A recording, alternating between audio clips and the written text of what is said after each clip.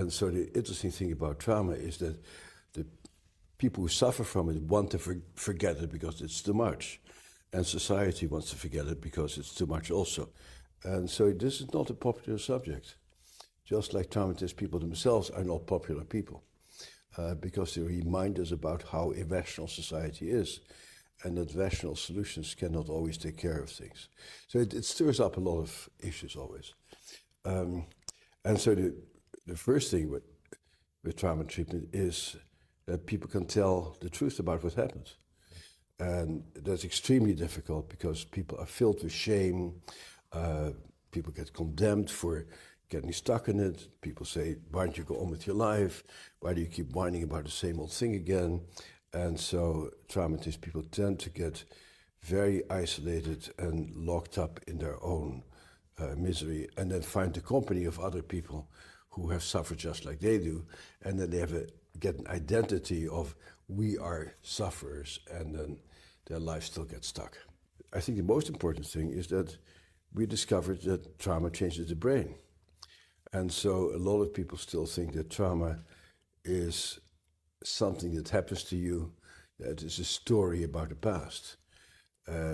But that's a story about the past. What really is a trauma is that your brain gets changed and you see the world differently, and you live in a different body, and you live in a different world, where you see things differently and experience things differently from other human beings.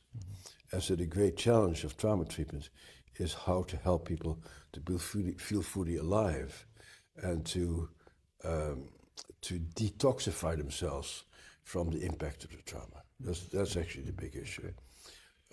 And there's many different methods of doing that. And in my book I describe various things. A very important piece, aside from language, is the issue of your body. That trauma is not a story that sort of lives out here as an abstract tale of what happened. As Darwin already pointed out back in 1872, trauma is lived out in heartbreak and gut-wrenching experiences. So it's really, you feel it over here. And every language of the world has a word for heartbreak and gut-wrench.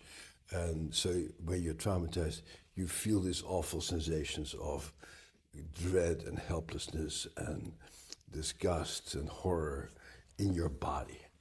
And in response to that, you try to numb out your body. And the most common way of doing that is drugs and alcohol. So the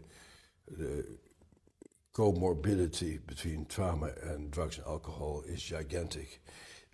Research